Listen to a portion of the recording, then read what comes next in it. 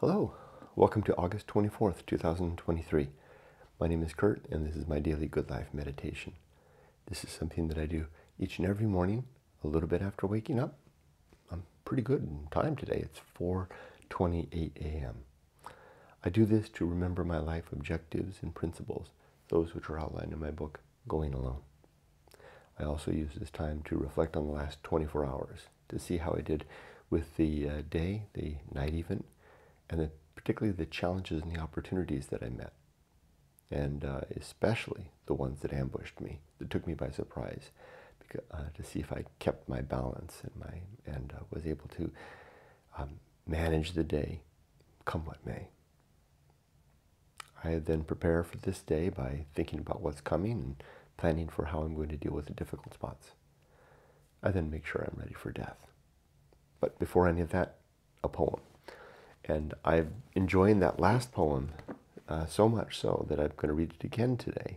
This will be like the third day that I focused on a single poem. I haven't done this in all the time reading this book, just dwelled on one poem for so long, but it's really moved me. Oh, and you know, I forgot I was going to look up that one Salvador. I know it's not Salvador Dali because that was too soon.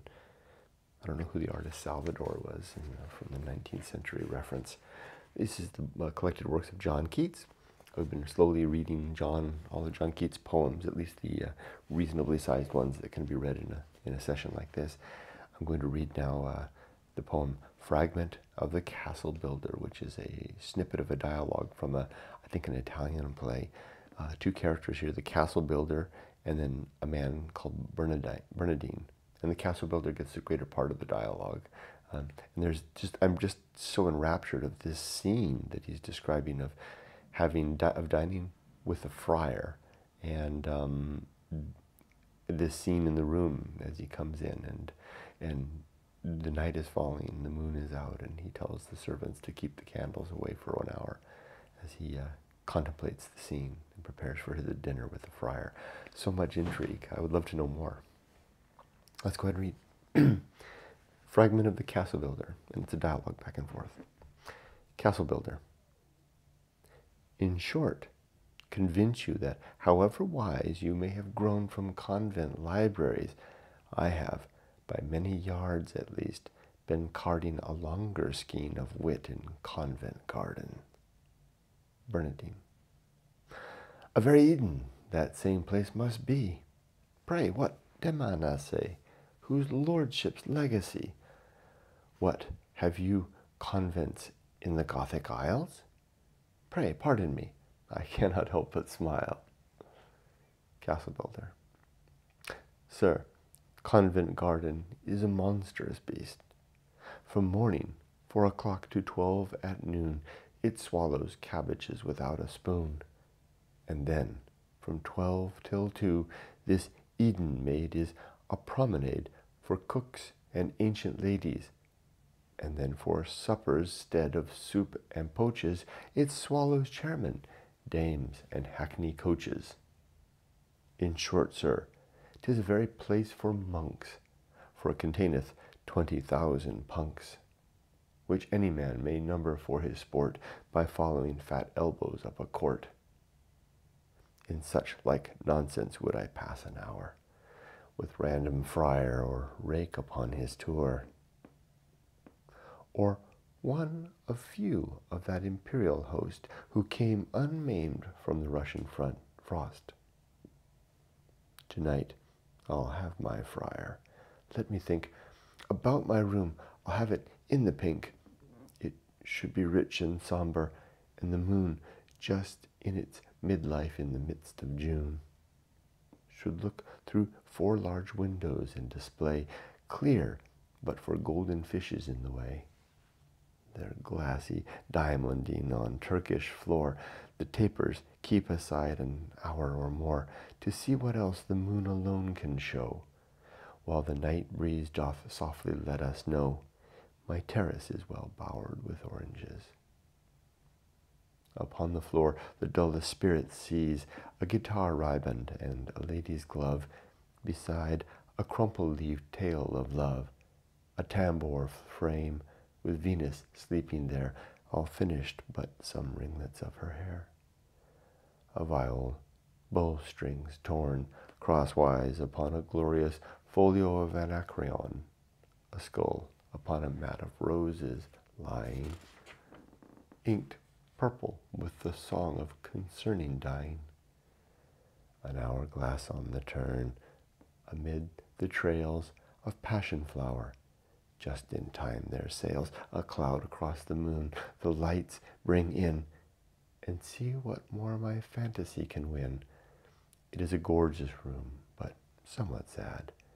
The draperies are so, and though they had been made for Cleopatra's winding sheet, and opposite the steadfast eye doth meet a spacious-looking glass, upon whose face, in letters raven sombre, you may trace old men, tekel, uparshin. Greek busts and statuary have ever been held by the finest spirits, fitter far than vase grotesque and Siamesian jar. Therefore, 'tis sure a want of Attic taste that I should rather love a Gothic waste of eyesight on zinc-colored potter's clay than on the marble fairness of old Greece. My table coverlets of Jason's fleeced, and black Numidian sheep's wool should be wrought, gold black and heavy from the llama brought. My ebon sofa should delicious be, with down from Lydia Sindate's progeny. My pictures all Salvador's, save a few of Titan's portraiture, and one, though new, of Haydn's in its fresh magnificence. My wine, oh good, 'tis here at my desire, and I must sit to supper with my friar. What a delicious poem. Now, I won't pretend that I understand all of that. There's all, I think you need to know the context of the original piece that it is quoted from, or extrapolated from, or referencing. I don't know what the castle builder is all about. I don't know who Bernardine is. I just am in love with this bits of dialogue. The moon there, the description of Covent Gardens, and the disparaging remarks even.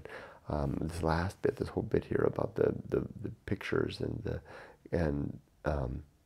all the rest. I don't understand all of that, but I like the wording, but I do understand the room, the description of the room, and the man being there, and then in the evening.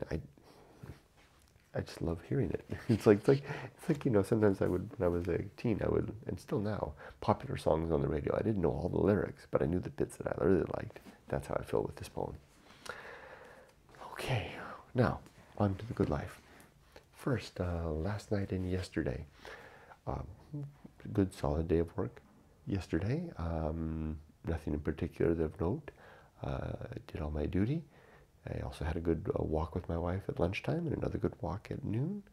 I had an outstanding swim in the ocean yesterday. Oh my gosh, better than the day before. I didn't think that was possible, but it was.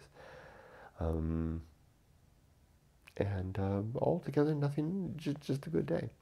Did anything ambush me? No, not in particular. I kept my balance and equanimity all day. Let's do the good life. My 7 objectives are: to be always ready to die, to make good and effective use of my time, to develop and maintain good and sound life principles, to cultivate good emotional reactions, to perform good actions, to recognize my true limits and true opportunity, and to do just one thing at a time, and do that thing slowly, deliberately, carefully. Now, my 34 principles are: war, reason, homunculus, Anchorhold, home of good and evil, purpose, atomic principle, nature, the pirate ride, maturity, social principle, family, public speaking, temperance, life will not go well, the horror show, that which must be borne, the feast of offal, distraction, agency in the great indifference, the best seat in the house, the restless man, the path of wildness, the great life adventure, the risk of avoiding risk, sin and damnation, complete oblivion, the season of philosophy, script writing, the bullseye aim, the uphill climb, arena and utility. Nothing is enough. And the principle of fun. Wow. That's the fastest, most direct route I've ever taken through the Good Life Creed and the principles, at least in all the years I've been doing this. I only had one little bit of a pause there, didn't I, after complete oblivion. I almost forgot about the seasonal philosophy. What was this long string of vocabulary that I just listed off? These are the Good Life Creed. This is the system of thinking and of values that I have, that I use in my life. And it's outlined in my book, Going Alone, in a chapter titled The Good Life. I call it The Good Life in a nod and reference and homage to the Stoic tradition. This is how I live my life, using those 34 principles as tools to help me to achieve the 7 objectives so named. Okay, with that done, how about today? Well, it's just a half day of work for me, and then I'm done. I start the weekend after lunchtime. I've got a dental appointment. I got to go in for a cleaning in the afternoon, so I took the afternoon off. And then I got 3.5 days off. Woo-hoo. A lot of things I'm going to be doing. So not a lot of, I got just standard work in that, but I do plan to work on my new book. The AI collaboration book, the softypapa AI book. It's pretty much done. I'm just editing it right now. It's looking good. It's a good book. Better than I could write.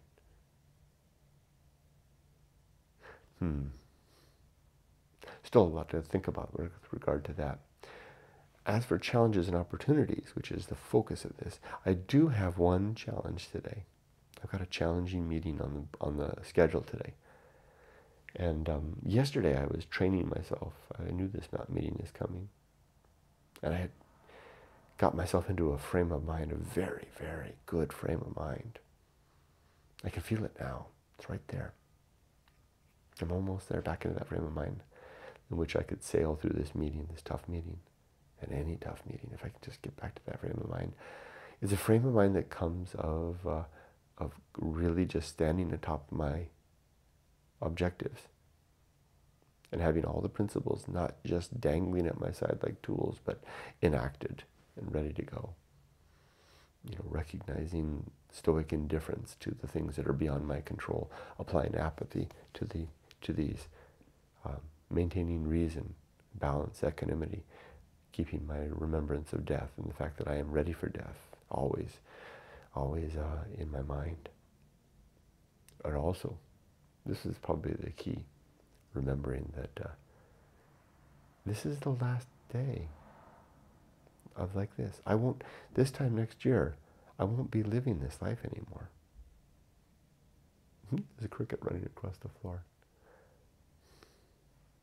My life is about to change in a very interesting way. I've reached an important point, and I know that's more like an escape exit than anything else, but I'll take what I can get. That added to the rest is quite an influence.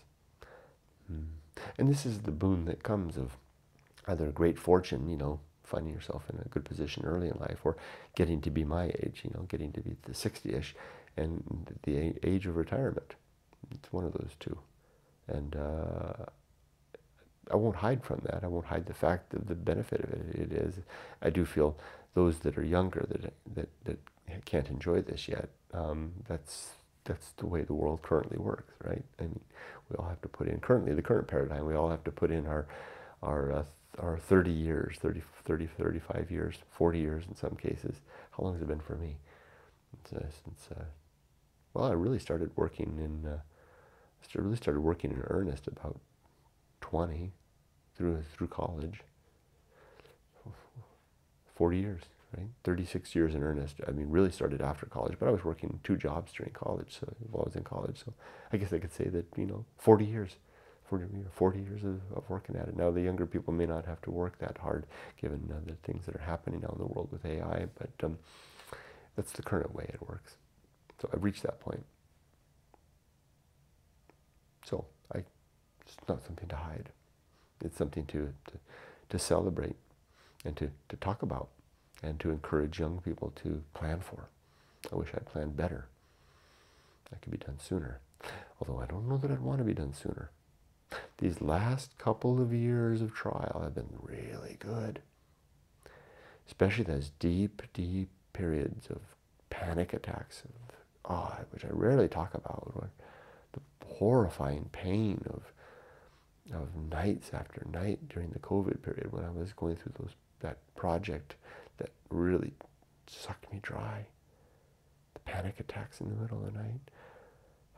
That leveled the playing field for me in some ways and gave me a sense of relation to those who suffer that now is a very valuable thing. I can take it very seriously.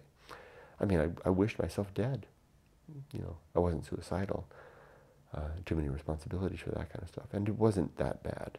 But there were lots and lots of middle of the nights during that period that I was like, I would rather be dead than have to live through this any further. Because there was no escape. I just had to get through it.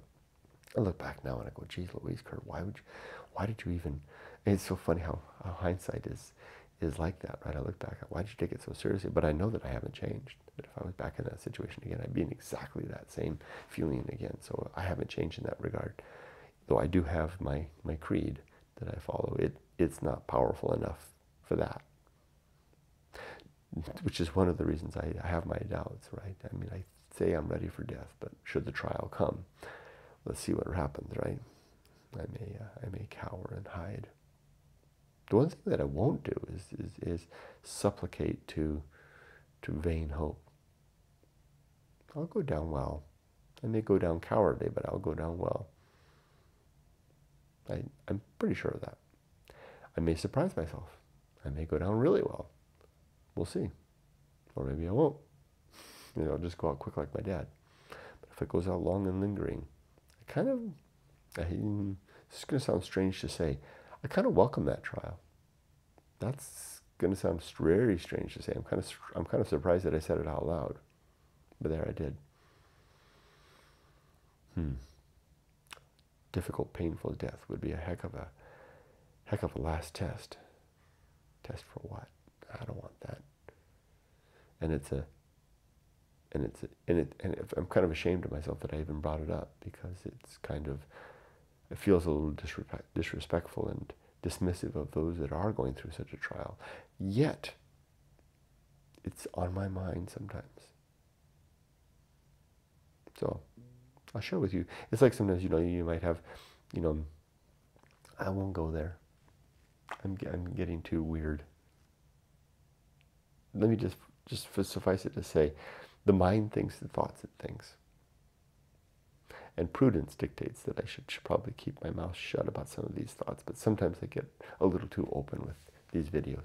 So there you go. Forgive me. And if you've got somebody in your life, or if you, heaven forbid, are someone that's going through a long and painful and difficult death, I hope you'll accept my apology for speaking so flippantly. It's not my intent to dismiss or in any way take anything as anything less than serious the fact of death. I'm working in my own ways to reconcile this fact that we all must face. And sometimes I think things in so many angles that it comes out a little strange. It's not my intent. Okay, my life story. Like I said before, I realized this yesterday that by August 24th, 2024, I won't be living here. I won't be in this room. I won't have this chair. I'll be living in my car with my dogs or wandering. Wow. That's not even, that's a year away. And that will begin 9 months from now. I keep having to count. September, October, November, December, January, February, March, April, May, June. 10 months from now. I need to get ready.